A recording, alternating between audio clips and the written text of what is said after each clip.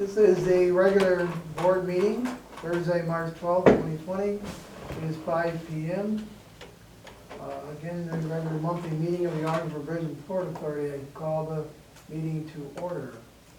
We have letters and communications to the board. Mr. Lawrence? Most of those are a summary of news items that probably all of you are familiar with. The last one was a compliment to one of our, I think it was the email that sent to Stephanie that complimented Scott Chapel out at the airport, and it's good to get that kind of feedback. So that kind of something I just wanted to point out to you. He went above and beyond to help this lady who left her bag. He took it to FedEx, and the FedEx truck had already left for the day, and she had something critical in there. So he then chased down the FedEx truck to make sure it got on the truck to get to her. And she's now a customer, a general aviation customer who comes through pretty regularly, and she has nothing but compliments about the entire staff, but especially Scott. It's always nice for others to realize what we already know, that our employees are some of the best. Yes. Any questions regarding that correspondence? If not, let's move on to approval of the board minutes, February 13th, 2020. I'm pretty certain I reviewed those. That's a long time ago. So, didn't I believe? Yes, okay, so I found them to be in order, so I would move to accept. I'll second that. All right, all those in favor of approving the board minutes of February 13th, 2020, say aye. Aye. So approved. Reports. Finance Committee report. Well, as far as the numbers in the financial statement go, the month of January hasn't produced any substantial changes or surprises. We have the same issues that we've had for the first 10 months of the year. But we are still at that point where our loss figure does not exceed the depreciation figure, which is in and of itself of some import. I think that the major issues in terms of finance, other than needing to replace a CFO, are that in the absence of the CFO, we're approaching the point where we have to close the year, the fiscal year. And I know that you're aware of it and that the staff is aware of it, but I wonder whether you could comment on whether or not there are any things that we can do in the CFO's absence to start to assemble the materials that are required for I probably for Rick to answer that because she's been through that. I think we are fine, we are all set to go, and I'm hoping as a good financial year, as an audit purpose, as we did last year. Good. We should not be having any issue, and a financial issue is obviously, as you guys know, so, but we should not have any problem, so. Are you in contact with the accounting firm to tell them and ask them, I'm exchange? going to start, after we close out this period, I'm going to call them and start making the appointment for the interim audit and on the fiscal year end. Steve, is this a kind of relationship with the accounting firm that you're comfortable with and that you're familiar with? I would say I'm not familiar with, but I'm comfortable with them, and it probably be a little more of a learning curve for Sure. for that. Well, I would urge you to touch base with the accountants at least once. Partly just because I think that they are so helpful. For them, this is all familiar stuff. For you, you haven't done it for a year. You're farther back than that. And, if you do something once a year, it's a different thing from doing it full-time, and they've got a checklist. They've got a checklist of stuff that they'd like to have you ready. And isn't it nice to have somebody who knows what they're doing? Right. Chris is right, ask them in advance for their checklist, and they would be happy to give it to you. Yeah. Saves them time. What, is this I'm a, going to call them and to set up the appointment and ask them for the checklist. Outstanding. For the, like, they give us the review what they required, and we start making those things. Yes. And I'm very comfortable, like, it should be a good audit. We should not be heavy. Well, I'm delighted to hear that. is this our third year? This will be my third year, yes. I mean, it was the same, that accounting firm, isn't this the This third is- year? Accounting firm, we have long time, this one, is the EF, PR, Yeah, we have long time, this, this, I think, I don't know, before that, since 3 years, I'm not there, Okay. but they are long time. It's not new. good point, Chris. Is there anything else that you would report from the finance committee discussions? No, you did everything pretty much. I mean, obviously the losses and those types of things that we're taking a look at, but I think you pretty much nailed it. And there were some notes that were prepared about performance that had to do with highlights. And you probably have a copy of that business. I don't think there's anything surprising there, significant but not surprising. So that's my report, if that's acceptable. Any other questions for Chris? No? Thank you. Facilities committee report. Okay? Not much to report, other than we had our meeting and we'll go through some of those approvals here, but of course the port was the big conversation with the grant money, whether we would go forward with that, so. Mhm. And, that and the land, of course, the land bid process, so. But other than that, that was pretty much what we discussed, and, I assume we'll move that forward here today. Good. Do you have any questions? Well, I've read through everything. I'm good. Okay. Anything else for facilities? No? Human Resources Sexual Harassment Committee report. We met last Thursday, just for the sole purpose of interviewing some really excellent candidates for the CFO position. And I think that internally we've kind of moved on a few for background checks. And we'll move a few to the next level, so that's impressive. Good. Any questions for Megan? If not, let's move into reports. Income and expense report, year to date. The unfavorable project expenses for the unbudgeted salary expense, this one is also mostly the heating expense and slow plowing related expense higher because of the winter weather. The unfavorable bridge expenses for unbudgeted salary expense for the bridge painter for 12,200, and bridge retirement expense, we have one invoice due for $284,000. So we were accruing each month, and now is a higher expense, we have to accrue higher this month, 42,900. Ground maintenance for 2,600, Liberty utility expense for 5,300, prior period bridge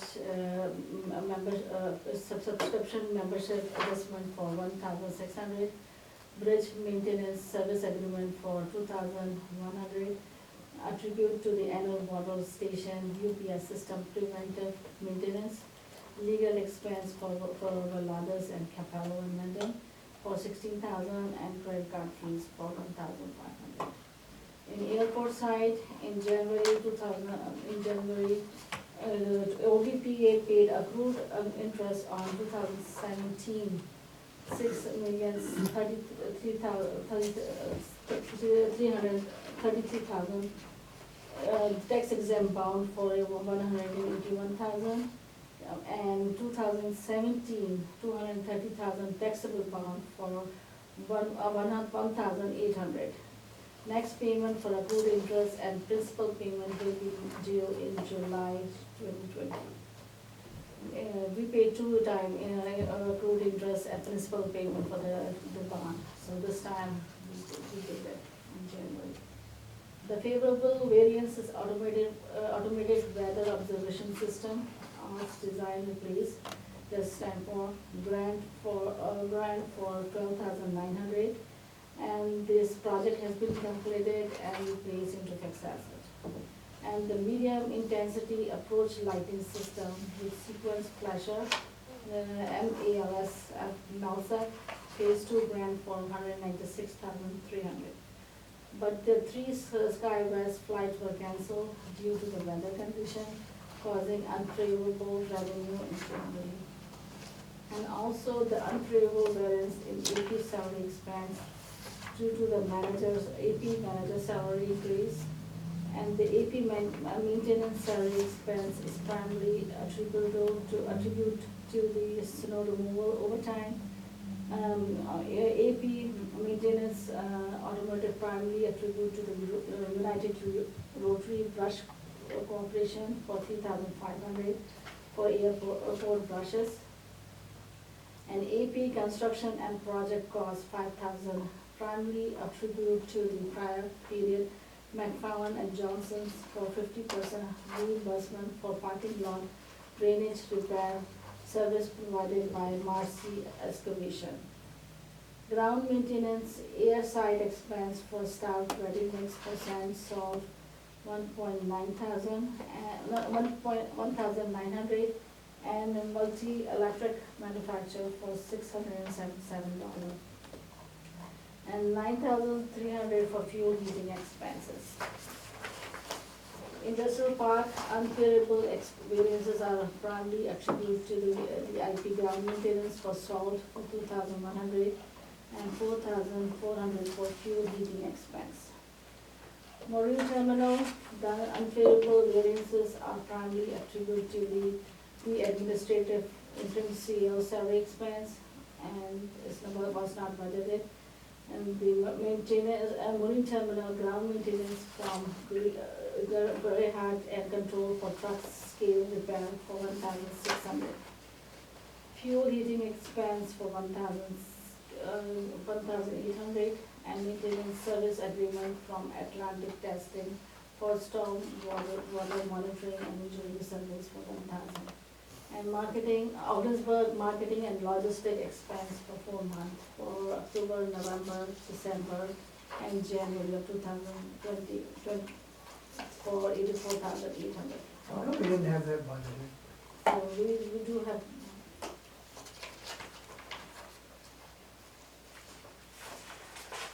I'm looking under January 31, 1 month ended, in the budget, and there's zeros. this was what happened as we used to do in different account number.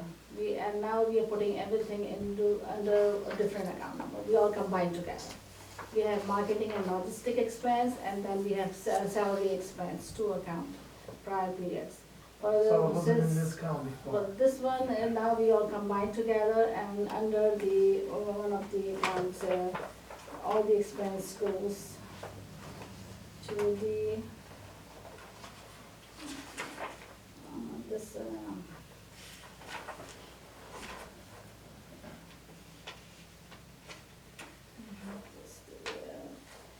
under the G, marketing and logistic expense.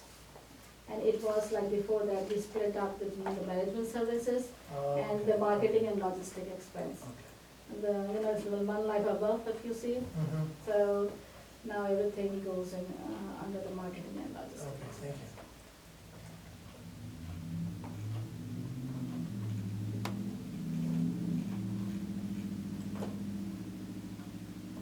Anything else?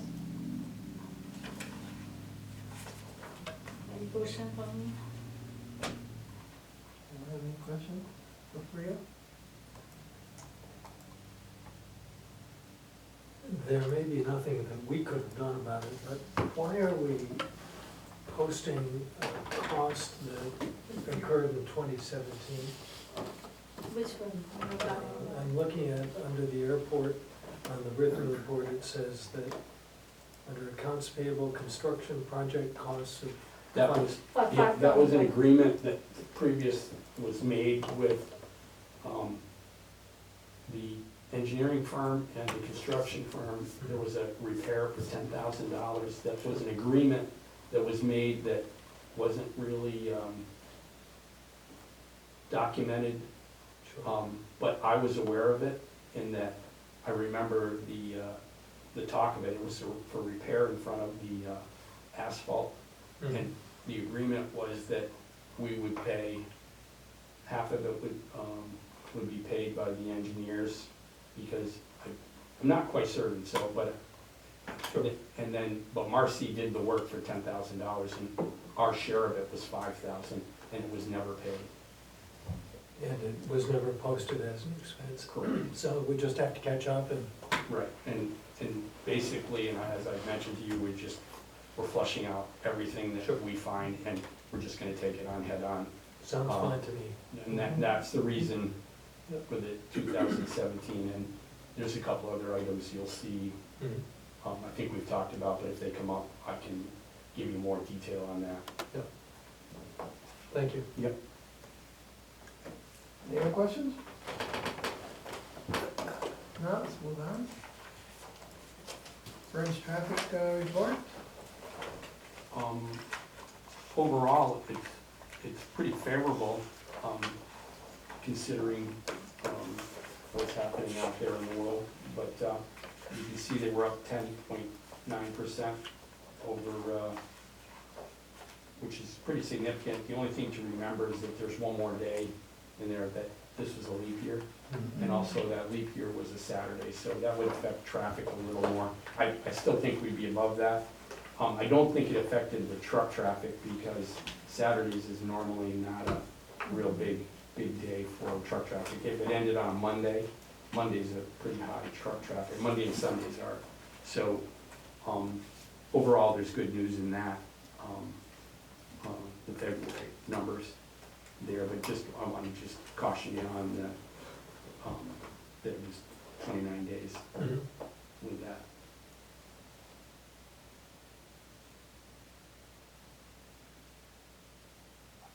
So we have March left.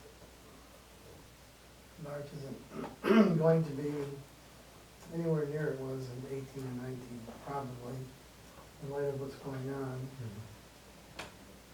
So I'm wondering how far off we're gonna be in our budget. Revenue. What you think after next month, we'll have to take a look at.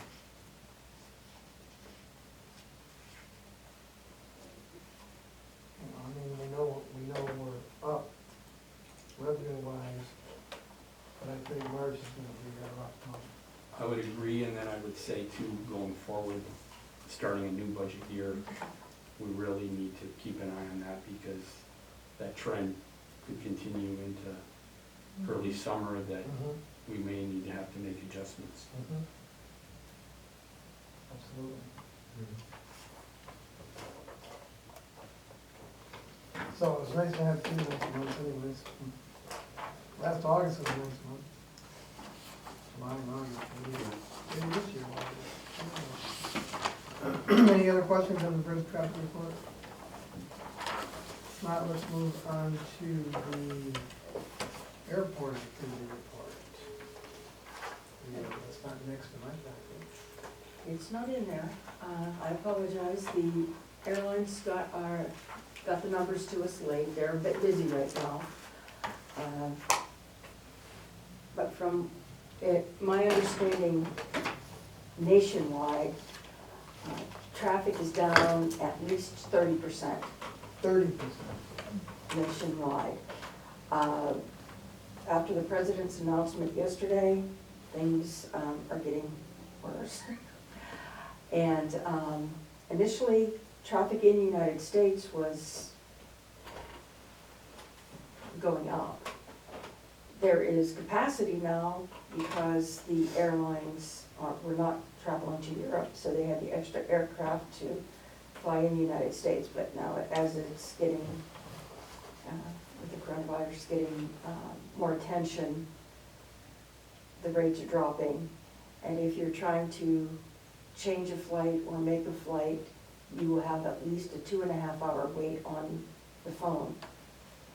And trying to chat with somebody online with any airline, because they are so backed up with people trying to change or cancel their flights.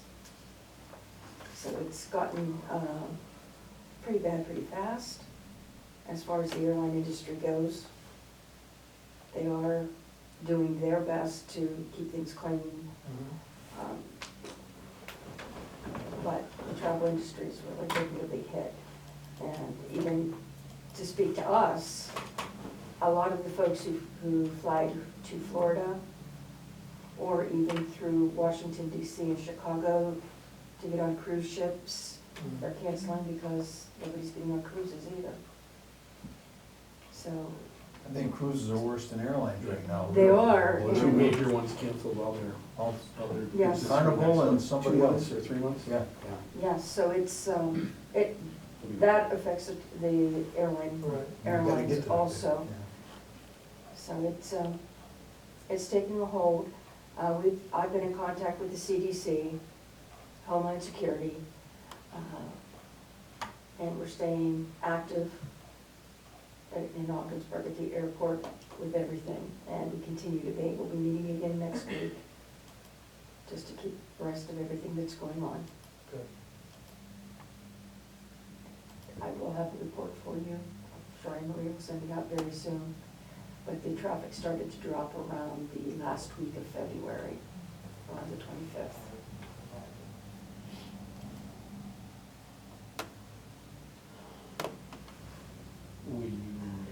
We ever get to break, eh? You talked all about. I was gonna Oh. ask Stephanie questions Yeah. about projections for the future, and I think It's just- projections are insignificant, they're not meaningful. You know, with the best of your knowledge, you don't know what's gonna happen. Right. No, we do not. And But Steve asked me to speak on the Aviation Advocacy Day in Albany. Mhm. I was down with the New York Airport Management Association Tuesday and Wednesday. We take time every year to meet with the legislatures and discuss aviation issues and problems and so on. So I was down there yesterday and the day before. We had 4 topics that we discussed that are critical to New York aviation. The first one is the budget proposed budget by the governor. He put in $100 million for upstate New York grants. This is the second phase. He put in $200 million a few years ago. 6 major airports got that $200 million. They expected this next tier to go to other airports and not to those same airports for projects. They still have not completely announced it because the budget has not been passed, and we encourage the legislators not to touch that in this coming year's budget. Right now, there is $2.5 million for aviation grants in the budget. We are encouraging them not only not to cut that, but estimated we need about $40 million a year statewide to handle the needs of all airports. So we're encouraging them to try and up that budget a bit.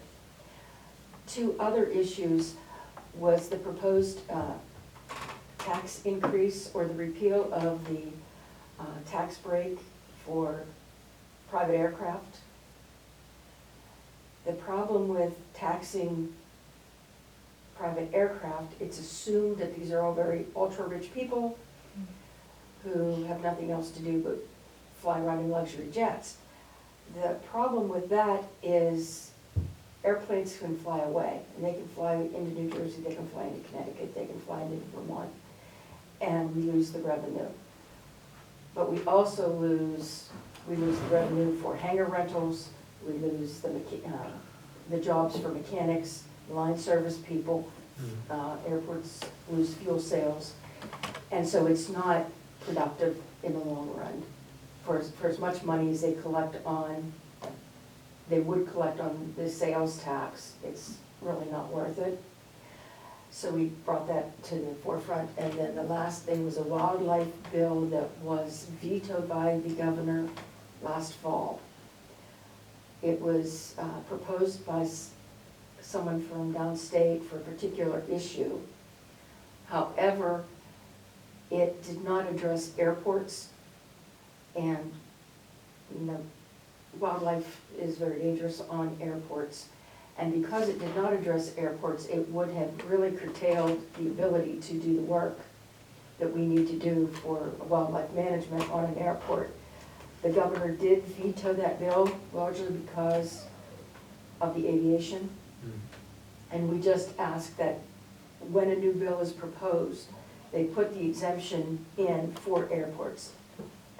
Prior to this bill being presented, the DEC had the capability to make exemptions for airports to do what they needed to do to contain wildlife. And we just asked that that be put in this new bill. Those were the four major takes. The folks that we spoke to were very cordial, seemed very understanding to our needs and our wants. And unfortunately, there weren't a lot of people there. It was a very sparse group of individuals, and they were all getting ready to shut down. They were all anticipating a shutdown. Whether that comes in the state or not, I don't know. They are all concerned about that. So that's my report. Thank you. Did you get a chance to see two people? Yes, I did. And the meetings were set so that I couldn't see them all. And so our representative from McFarland Johnson met with some of those Oh, to discuss our issues. And I found it was very interesting that legislators that that aren't our district, how interested they were in the Ogdensburg Airport and our unique situation where we were positioned within the state. And had some pretty good questions and good comments. good. We should follow, Sunday follow-up. Let me know who you met with, and I'll do that on behalf of the board. Okay, thank you. Are you looking at things we can do in advance to kind of brace ourselves if there is a shutdown? We're looking at it. There again, we just don't know. If there's a shutdown, it would be airlines, it would not be general aviation. But on the flip side, right now there's an uptick in general aviation because businesses still need to do business and they will fly private aircraft rather than sending their folks on the airlines. And we can't shut down because it's a critical infrastructure. And particularly this area, if it should become a true pandemic, medicines, people would need to be flown in and out. And so we would need to keep the airport open. So it would be expensive, but we need to do that. Our critical services will continue. Oh, yes.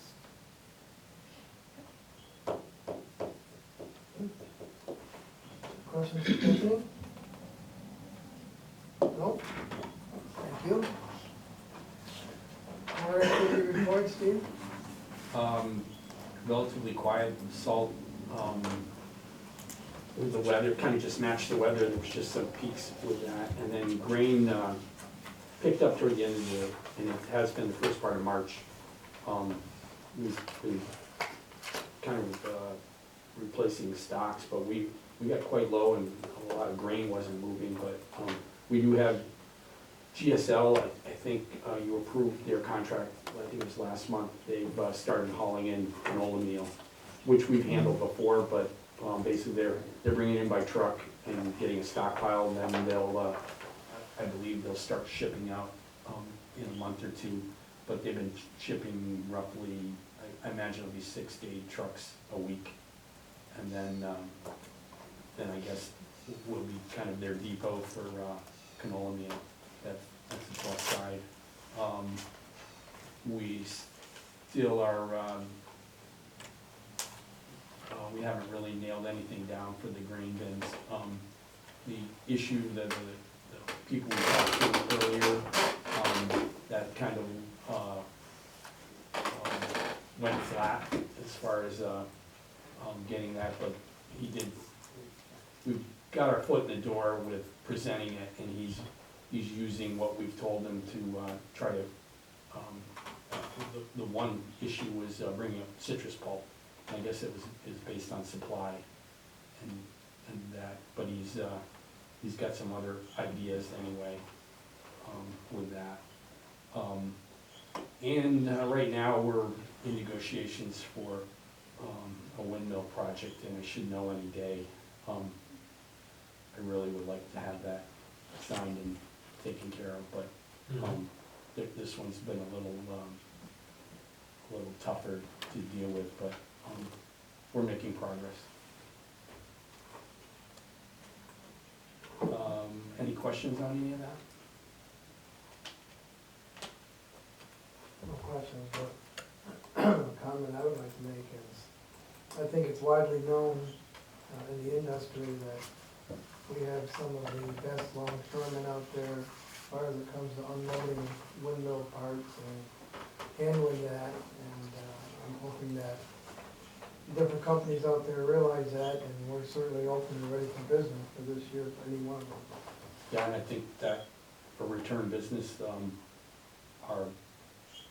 our history and the way we've handled things and safety-wise, I think that's a big selling point.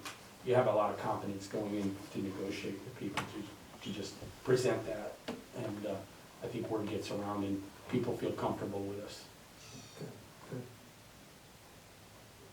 Any questions? See, we've had some, the gluten in the meal come in by rail. Yes.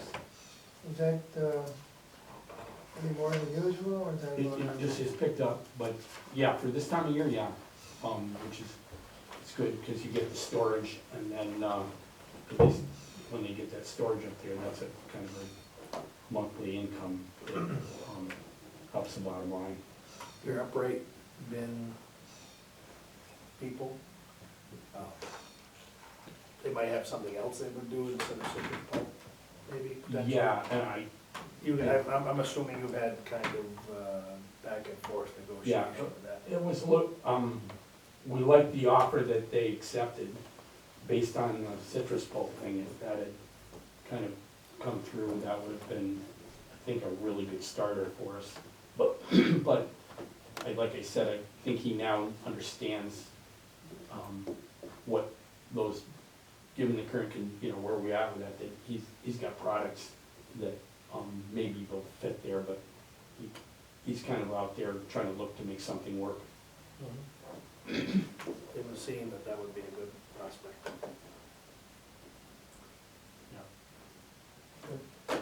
Salt?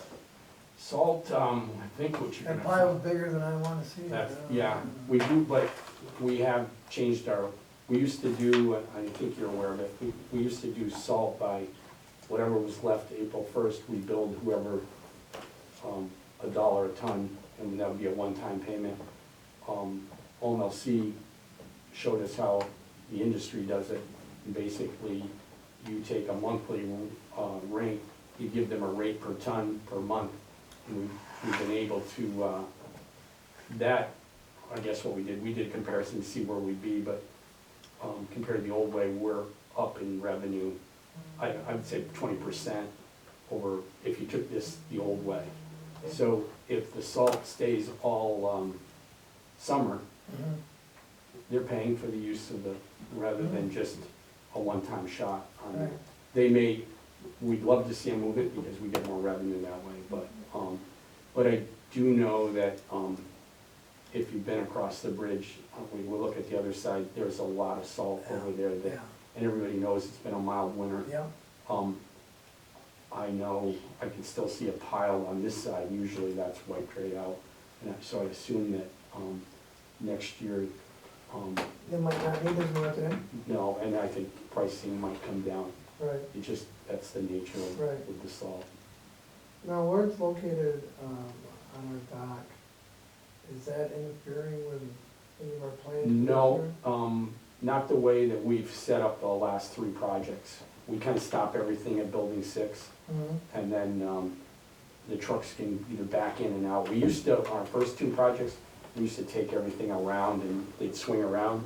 So that was when I was running things, and I thought, oh, that's a nice thing, but, OMLC's kind of said, well, we could just go in and back, and then that way, we don't have to get into relocating that, but also, it gives us an option, say we are in the middle of a windmill project, and a vessel says, we'd like to come in and drop 25,000, we'd have that, and it's not, it wouldn't interfere with that, we have that ability to put that there.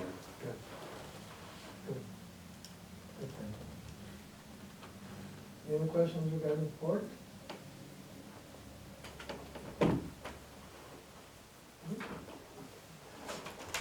Okay. Marketing, building occupancy report, I know John's not here, I believe he's on vacation, is that right, Steve? Yeah, not much has changed on the building occupancy, and then everything's basically the same, and then Stephanie can speak to the hangars and if anything's changed there. There's been no change to the hangars. However, I will be presenting next month a request from one of our tenants just to move, switch hangars. And right now, we will have a vacancy. Camp's Pizza is leaving, and we'll be putting out an RFP for